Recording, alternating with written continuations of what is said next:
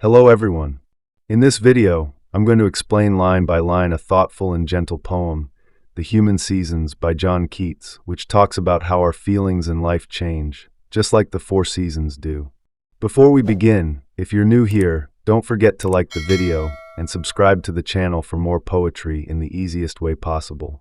This poem compares a person's life and feelings to the four seasons: spring, summer, autumn, and winter. Keats says that, just like nature changes during the year, our minds also go through different phases. Sometimes we feel happy and excited like spring, sometimes calm and peaceful like autumn, and sometimes sad or tired like winter. So, the main message of this poem is that change is natural, and our minds go through emotional seasons. This is all part of being human. We grow, we dream, we rest, and sometimes we feel low, and that's okay. Let's start it line by line. For seasons fill the measure of the year. Keats begins by saying that a year is made up of four seasons: spring, summer, autumn, and winter. These seasons come and go one after the other and complete the cycle of a full year.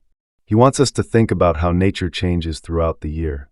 Everything moves in a pattern, growing, blooming, slowing down, and then becoming quiet or cold. It's something we all see and experience. This line is not just about the seasons outside, but also a hint that our inner lives, our thoughts and feelings, go through changes just like the seasons do. And then says, there are four seasons in the mind of man. Now Keats says clearly that just like nature, a human being also has four seasons in their mind and emotions. Our thoughts, feelings, and moods change in similar ways. Sometimes we feel fresh and full of energy like spring, and at other times, we feel tired or thoughtful like autumn. Our minds don't stay the same forever. They go through ups and downs. So this poem is about comparing a person's mental and emotional life to the natural seasons of the year. It helps us understand that it's normal for feelings and moods to change over time. He has his lusty spring, when fancy clear, takes in all beauty with an easy span.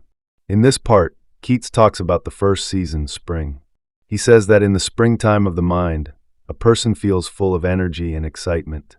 Lusty means strong and full of life. During this time, a person's imagination and thoughts are very clear and sharp. Everything seems beautiful, and they can easily notice and enjoy the beauty around them. It's like when someone is young or full of new ideas, they see beauty in everything, and their mind is open and fresh. This season in the mind is full of wonder and hope. He has his summer, when luxuriously.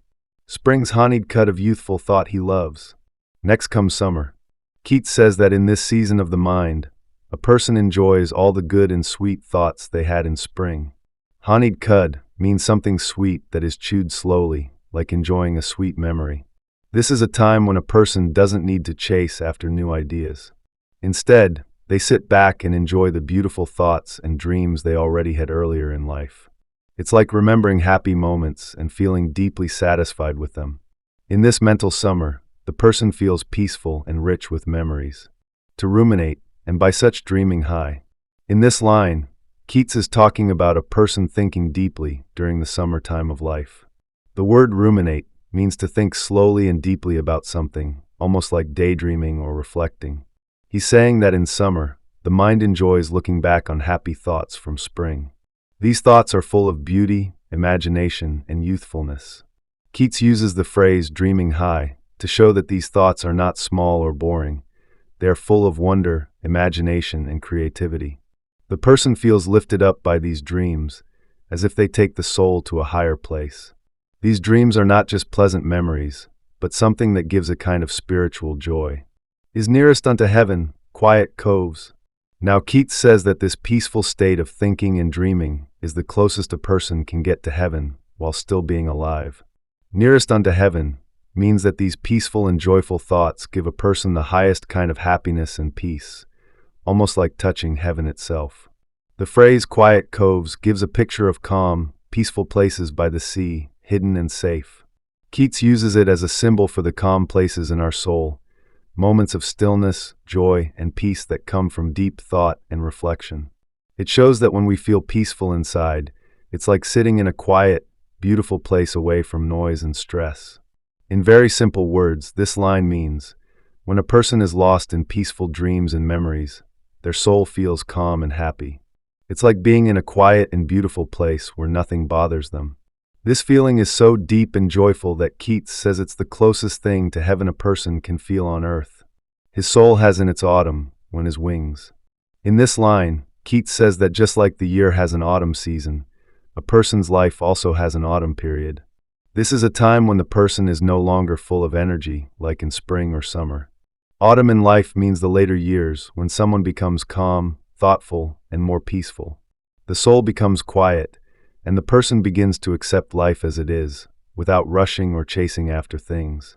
The phrase, "when his wings," suggests that earlier in life, the person's soul was flying with dreams and energy, but now those wings are slowing down. Wings often represent freedom and movement, but now in autumn, the wings are getting ready to rest. This shows that the person no longer wants to run after every goal or desire. They are ready to slow down and find peace and stillness. He furleth close, contented so to look. In this line, Keats continues the image of the soul in the autumn of life. The word furleth means to fold or wrap up, especially like folding the wings of a bird. So when he says he furleth close, he is talking about how the person pulls back from the world, folds up his energy and desires, and becomes more quiet and inward. The phrase "contented so to look" means that the person is happy just to watch life go by without needing to take part in everything. He doesn't feel restless or upset about stepping back. Instead, he feels peaceful and satisfied just observing the world without trying to change it or chase anything. He's simply content in this calm state. On mists and idleness, to let fair things.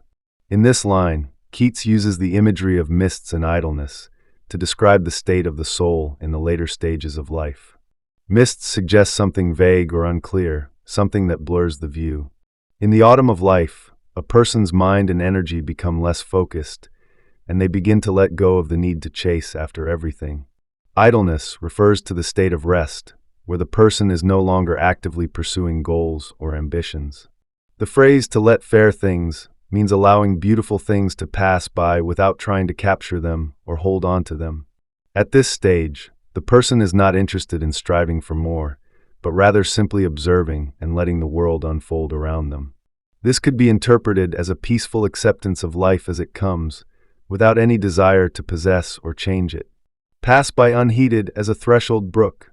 Here Keats says that beauty and lovely things pass by the person like a little stream flowing near the door. Unheeded means the person doesn't chase after it or even notice it much. It shows how peaceful and detached the person becomes in their autumn. They don't feel the need to grab beauty anymore. They just let it come and go.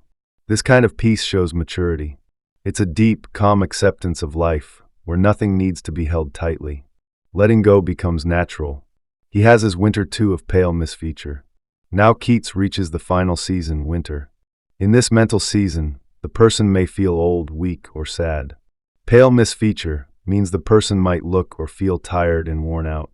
Winter represents the harder times in life, when someone may be sick, lonely, or just low in energy. It's not easy, but it's a natural part of being human.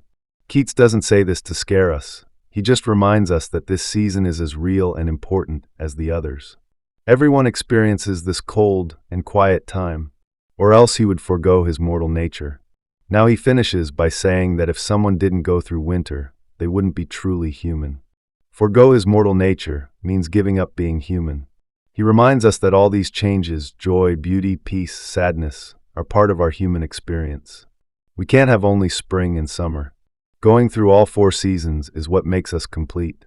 That's what it means to be alive, to feel everything and grow through each part. I hope you have enjoyed this lecture, but please don't forget like and subscription to my channel. Thank you.